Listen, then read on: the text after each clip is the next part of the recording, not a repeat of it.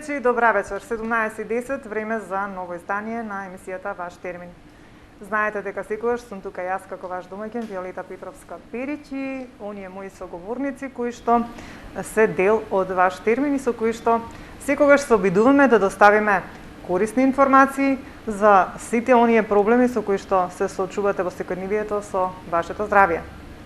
Така ќе биде и денеска, одлучивме да поразговараме за еден проблем од така наречените дегенеративни заболувања на рбетниот столб.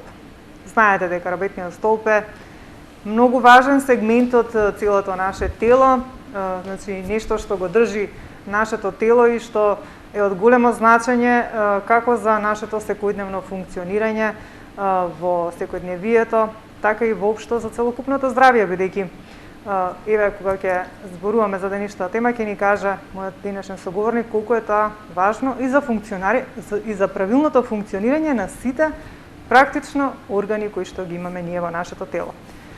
Одлучивме денеска да говориме за тема ишиалгија.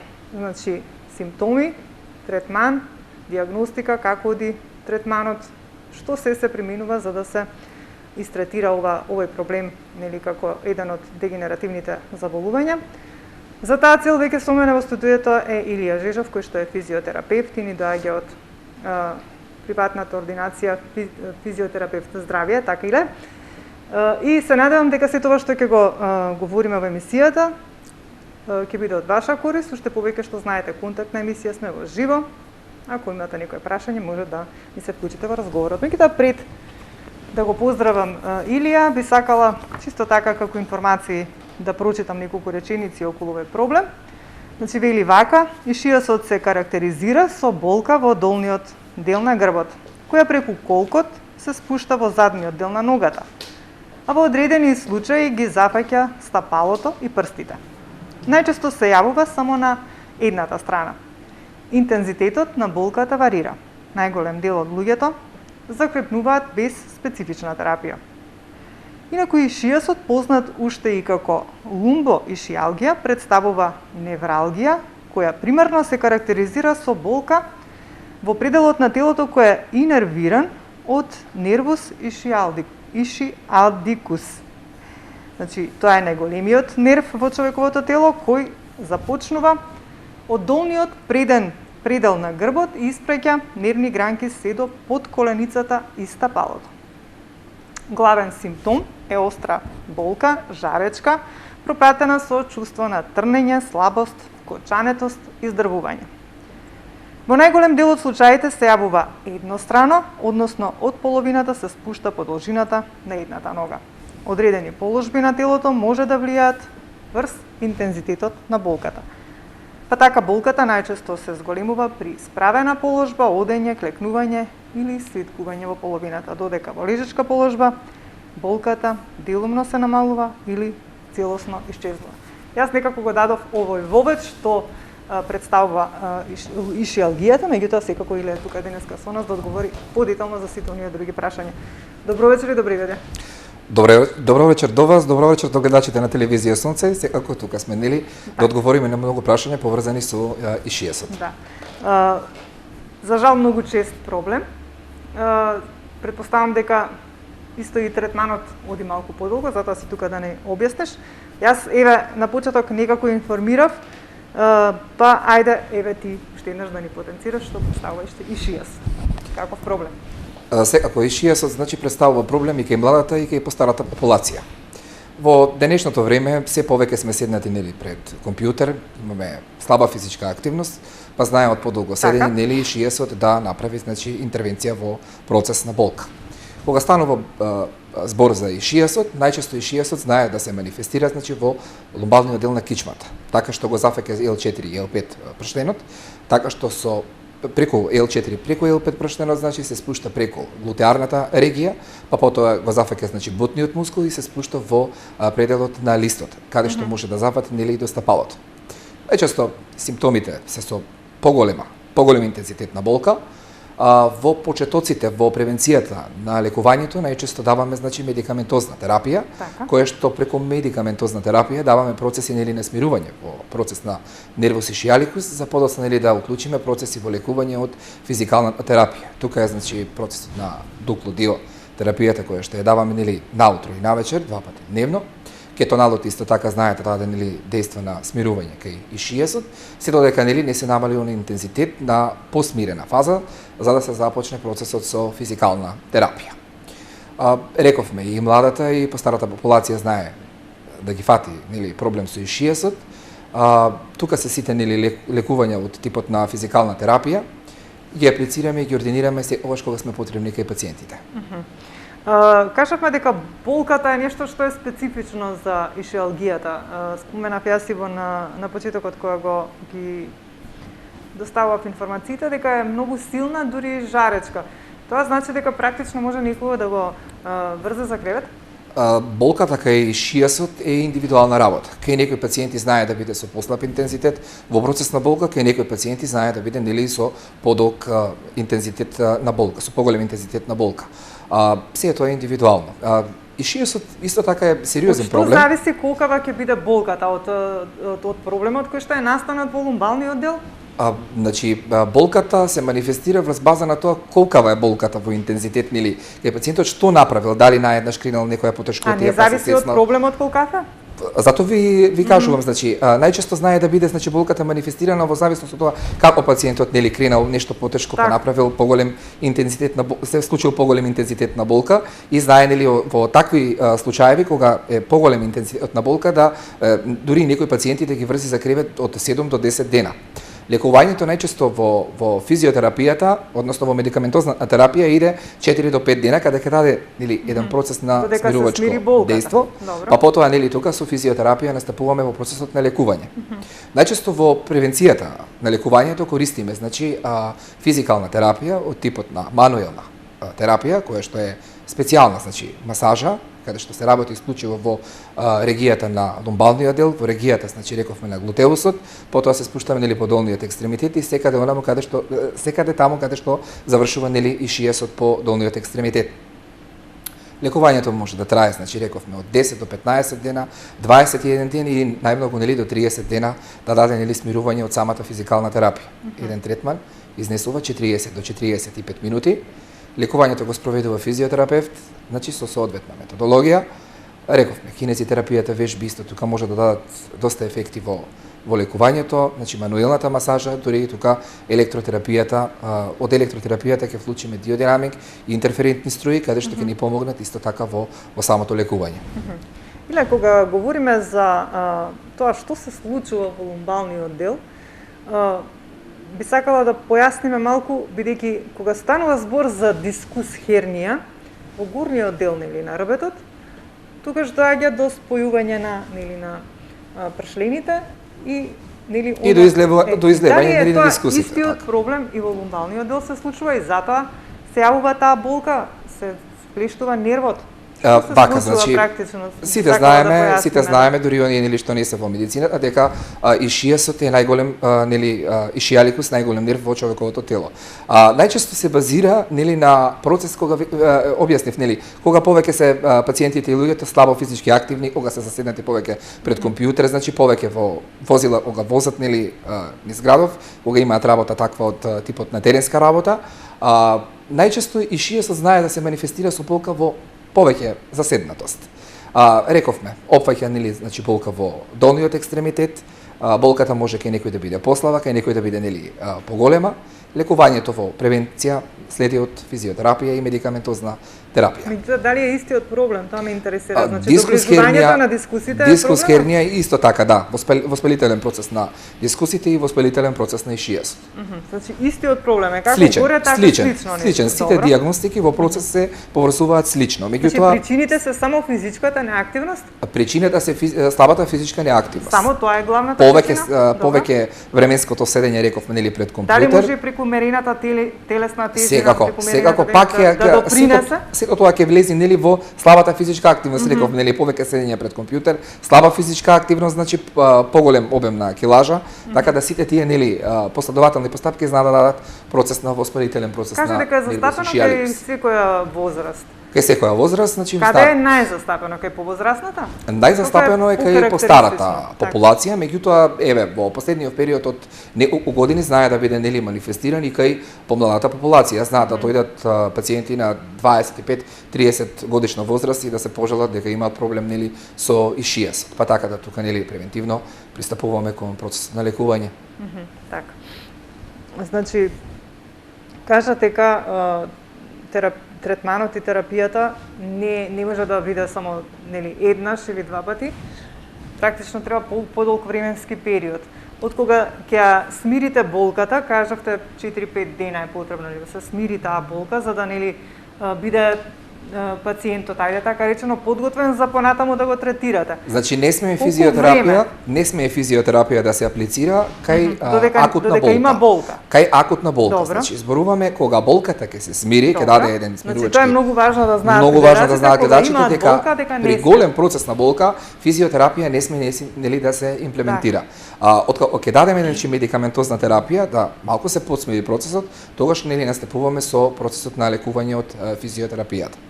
Што практично вклучува процесот на физиотерапијата, кој што кажавте дека потоа следи неколку дена. Што освен масажи, што друго применувате? Третманот е индивидуална работа кај секој пациент поединечно. Значи секој пациент има различен интензитет на болка. Дали кога ќе дојдат им барате рентген снимки така ќе појаснам во однос на тоа, значи кај секој пациент е тоа индивидуална работа, нели? Кај секој пациент нели болката е некаде со послаб интензитет, некаде со поголем интензитет. Најчесто кога ќе дојдат пациентите да побараат физиотерапевска помош, ние физиотерапевти во долгогодишно искуство прво правиме анализа и преглед на пациентот.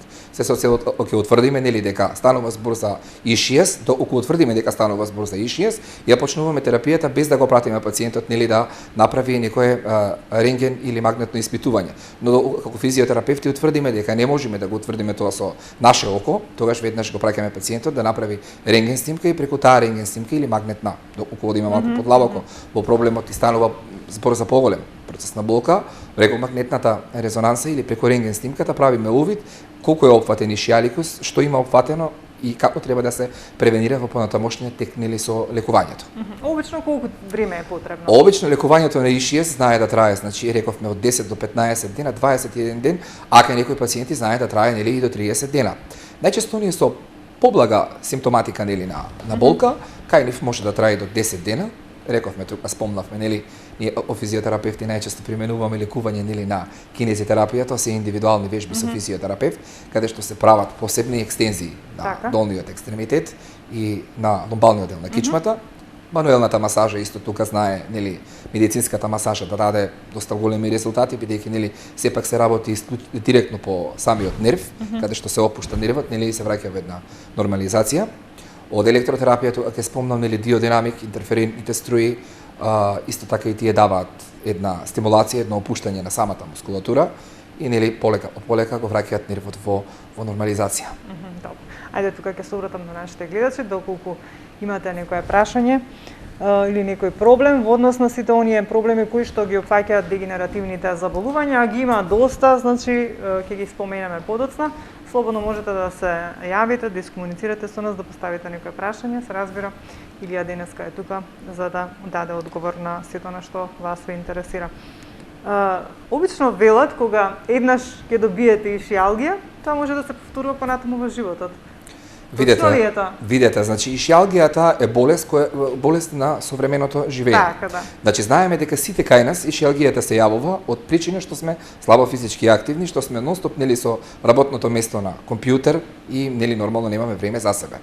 Најчесто лумбоишиалгијата, кога го зафаќа секој пациент и клиент поединечно, се третира во фаза на лекување. Кога се направи лекувањето, најчесто после тоа се даваат превентивни мерки и совети нели до самите пациенти и клиенти како нели понатака да се одржуваат со цел нели да немаат проблем со ишијасот, бидејќи ишијасот ке секого може да се јави, напоменавме, и секого може да го опфати. Најчесто од предолго седење, па кога ќе станете, нели, тука има пресекување на самиот нерв од предолго седење, па процесот на болка може и веднаш да се јави.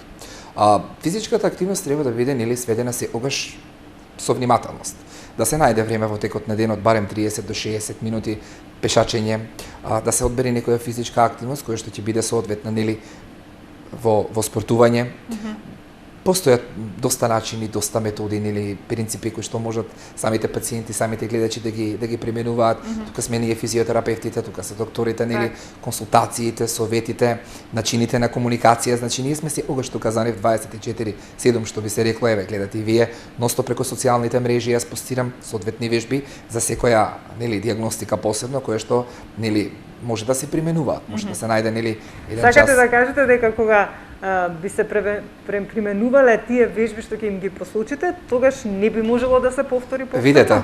Видете, ако бидат дисциплинирани. Има еден начин кој што јас како физиотерапевт често го практикувам и им го давам на моите пациенти и на гледачите, нели, секој кој што спортува, кој што има физичка активност, кој што е активен, 80% се шансите намалени да фати ишијалгија, дископатија, сколиоза, значи нели другите дегенеративни заболувања кои што следуваат нели во самото тело.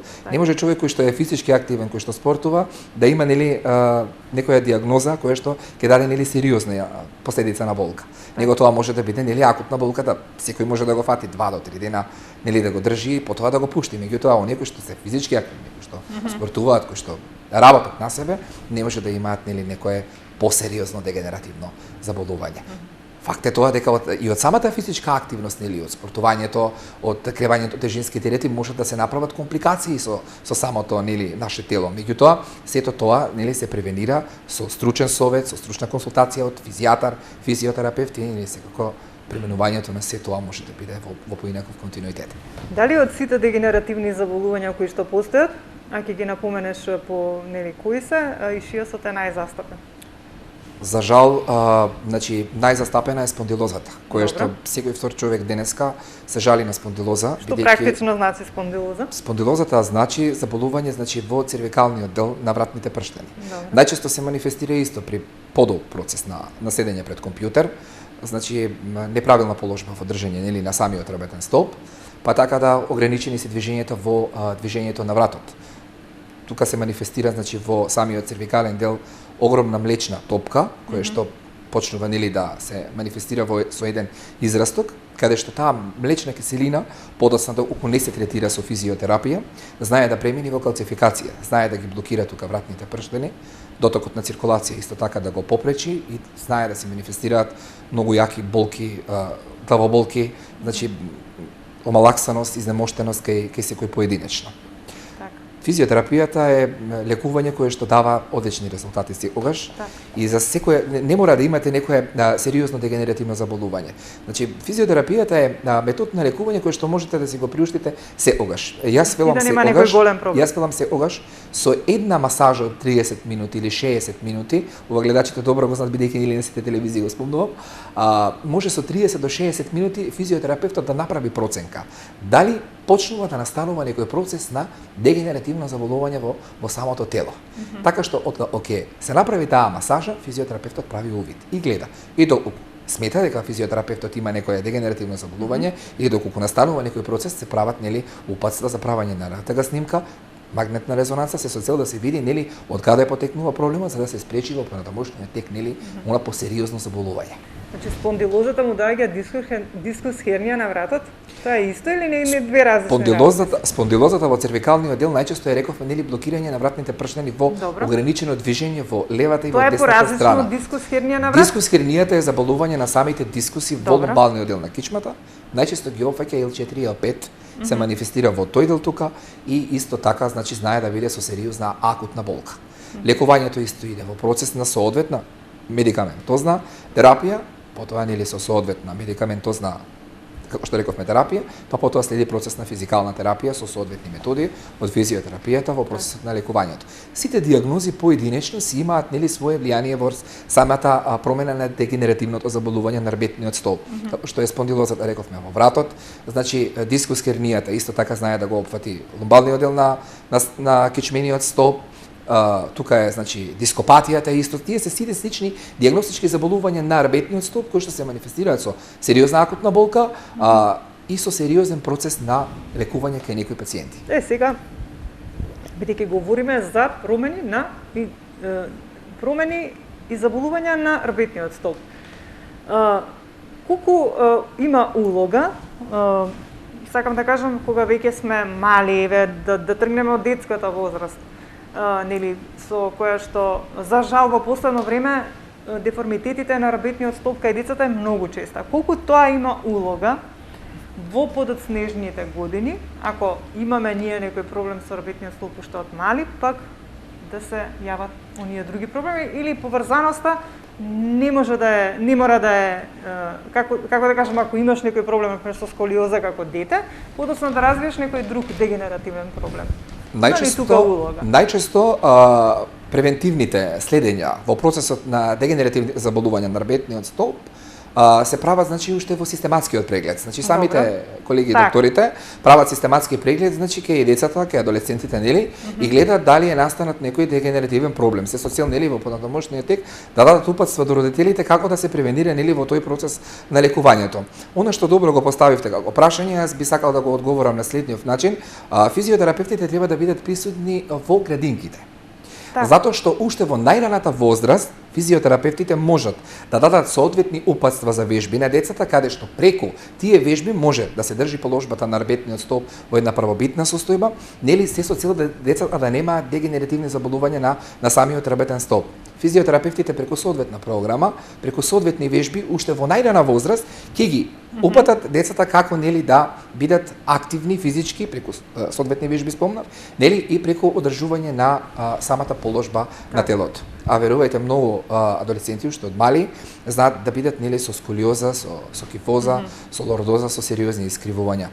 Јас имам доста млади пациенти кои што имаат 12 до 13 години со сериозни деформитети на рбетниот столб, каде што, нели, превенираме процеси на превенција на лекување, се со цел, нели, да помогнеме и да го вратиме во пробитна положба рбетот. Знаете зашто го велам ова? Бидејќи ние често пати кога говориме на оваа тема за сколиозите за децата, сакам да потенцирам дека во мое време, ние кога имавме, нели, основно образование, физичкото воспитување беше некако на поинакво ниво. На вистина ние, како да кажам, и практикувавме вежби на физичко, и бевме многу физички активни, значи физичко како част не беше на вистина физичка активност. Сега ми се чини дека последниве генерации, можеби заради тоа е толку застапена сколиозата кај децата.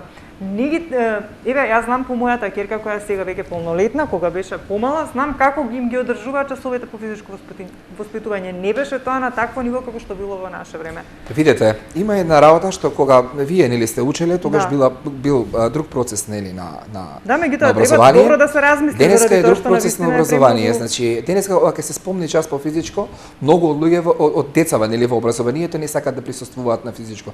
А физичко е еден од омилените часови, нели, омилен предмет, каде што преку самото, нели, самото превенирање на соодветни вежби дадени од наставникот, нели, се прави активирање, нели, активација во физичка активност.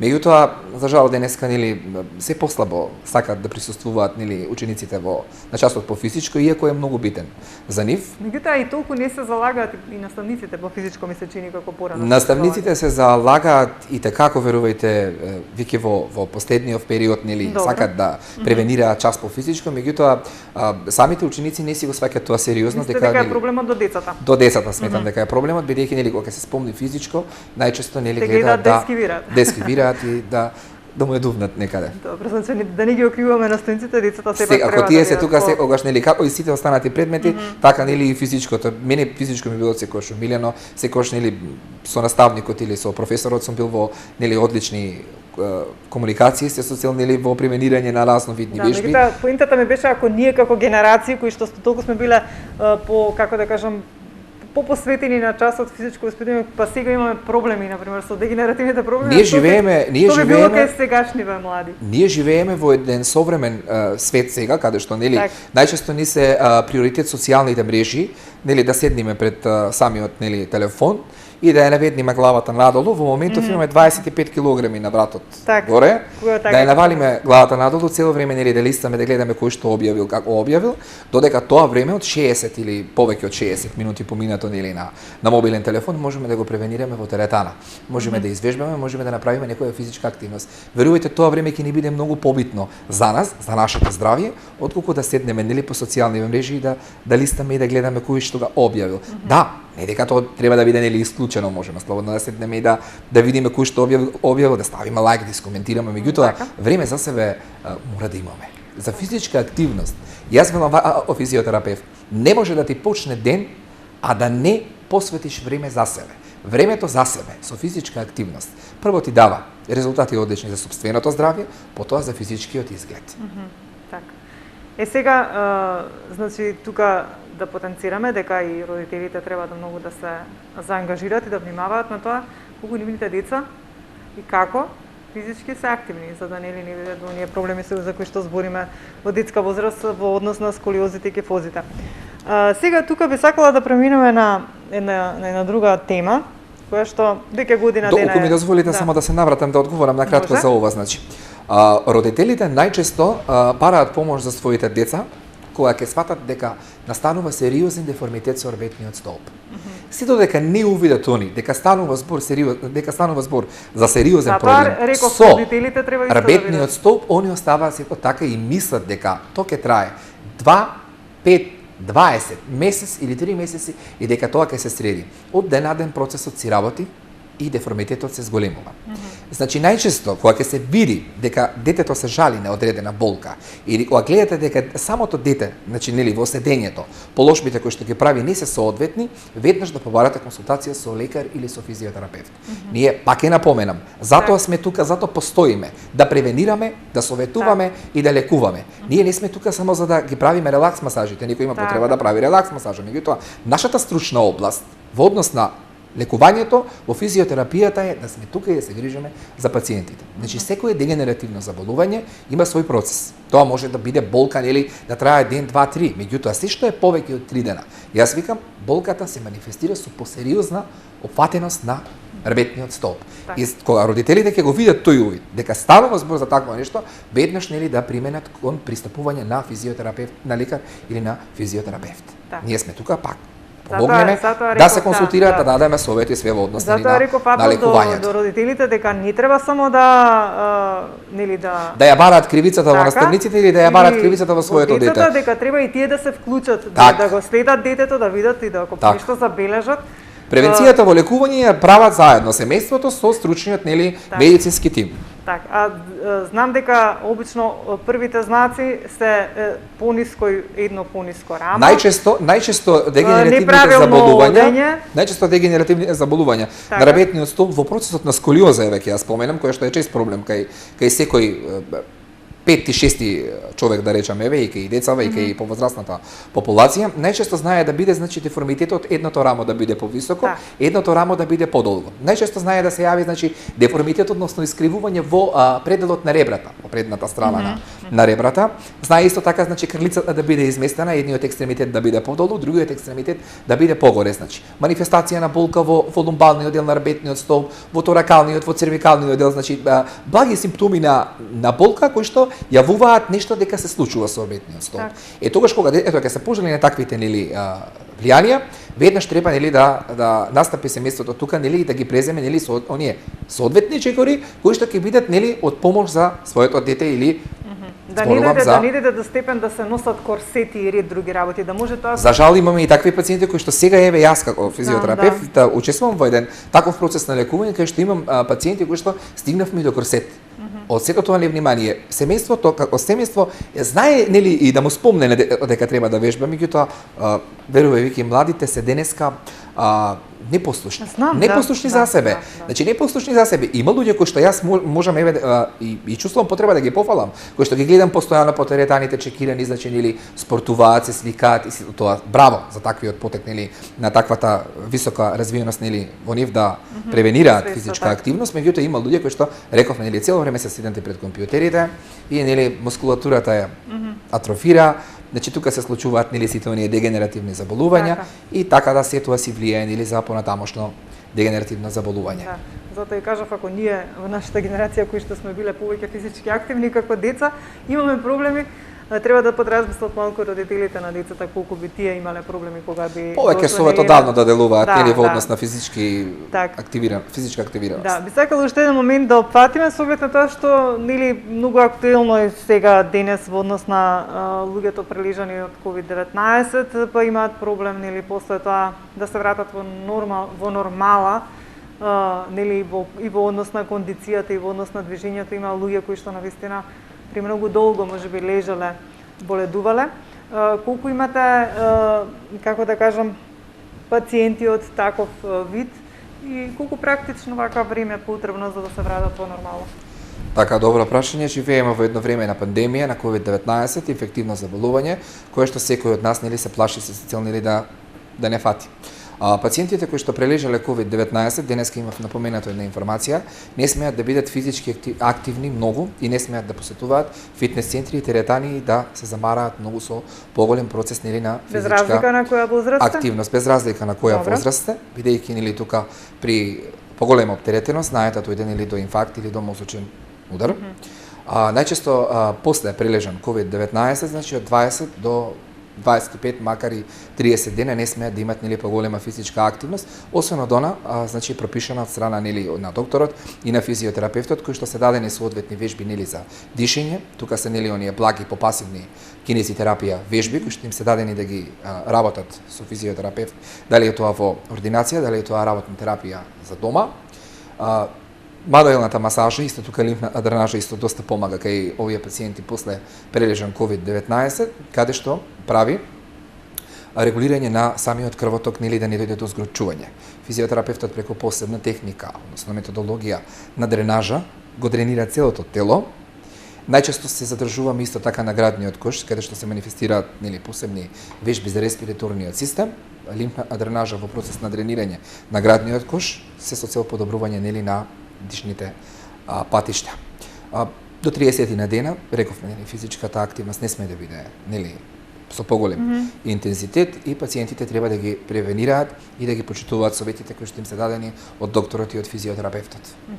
Без разлика дали се со поблаги или со потешки симптоми? Без разлика дали се со поблаги или со потешки, нели кои што биле симптоми, бидејќи нели сепак станува збор за сериозно инфективно заболување нели од COVID-19, така да кај секој делува нели индивидуално и поединечно болест. Затоа кажуваме нели дека не смеат физичката активност да ја сведуваат на високо ниво. Со советите и превенцијата од докторите и физиотерапевтите треба да го практикуваат тоа што им е дадено и што им е насочено да го прават. 30 дена ќе се стрпиме, ќе издржиме за сепак станува збор за сопственото здравје. Бидејќи нели пак ќе напоменаме многу од пациентите и од клиентите кои што прележале инфективно заболување од COVID-19, ги гледам знаат да отидат во теретана и да креваат голем тежински терет. Да се вратат. Најчесто тоа кревање нели поголем обем на тежински терет може да даде нели други заболувања со кардиоваскуларниот систем. Да се вратат во нормала можеби грешат. Со кардиоваскуларниот систем и со други нели посериозни заболувања. Пак ќе напоменам, затоа сме тука, прашајте пред да стартувате со нешто што не сте информирани. Добро да се исконсултираат со сите оние нели доктори со кои што имаат комуникација, да знаат што и како понатаму. Јас сум среќен што во овој период нели на COVID-19 ние физиотерапевтите бевме главни вклучени мислам во процесот на рехабилитирање кај пациенти после COVID и за време на COVID-19 нели и после COVID-19 бидејќи нели целосниот процес на рехабилитирање го спроведувавме заедно со нели медицинскиот тим со докторите заедно и навистина постигнавме еден одличен резултат нели во мускулоскелетниот систем кај пациентите кои што навистина се чувствуваат одлично и феноменално. Иле ти имаш долгогодишно работно искуство, тоа би сакала да го потенцирам до гледачите, долги години работеше во Катланово. Нели таму навистина доаѓаат многу, како да кажам, луѓе кои што имаат тешки проблеми со скршеници и некои други потешки нели проблеми со дегенеративните заболувања. Сега веќе имаш твој центар во кој што нели секојдневно им помагаш на луѓето. Секогаш потенцираш дека главната твоја главното мое мото е физичката активност. Меѓутоа и тоа што ти правиш како третман е секогаш повеќе си фокусиран на мануелната масажа. Сакам да кажам, не применуваш толку многу други, меѓутоа што можеш се да понудиш во твојот центар, да информираме на нашите граѓани. Што се практикуваш? Во долгото мое работно искуство како физиотерапевт, значи Катлановска бања е специјализирана установа за медицинска рехабилитација. Таму научив доста работи кои што навистина ми се од корист денеска нели во мојата работа. Јас како физиотерапевт најчесто користам мануелни техники, значи од типот на истегнувања, на екстензии, значи мануелна терапија, масажа и вежби кои што ги давам на пациентите. Не работам со електротерапија. Сметам дека најдобар начин во процесот на лекување е рачно. Бидејќи нели мануелното лекување и лекувањето со електротерапија тоа се два различни поими. Јас како физиотерапевт веќе 15 година поред работам мануелно. И се што сум постигнал со моите пациенти во процесот на лекување, сум го постигнал мануелно, со сопствени раце, со сопствен труд или со сопствена стручна методологија. Имаме помогнато во процесот на многу сериозни дијагностики и сериозни нели заболувања. Освен тоа што мануелно третираш, што имаш друго што им понудуваш како да кажам, како услуга, како третман на сите оние кои што доаѓаат кај тебе? Што друго практикуваш? Најчесто од физикална терапија, односно од физиотерапијата, нели споменавме кинезитерапијата е тука многу битна, тоа се индивидуални вежби со физиотерапевт кои што се работат со посебна техника, нели од мало прсте буквално нели до вратот. Мануелна терапија ќе ја спомнам исто така во процес на масажа, одреден вид нели на масажи кои што се нели секоја масажа си има своја техника и секоја масажа нели си делува за секоја дијагноза поединечно.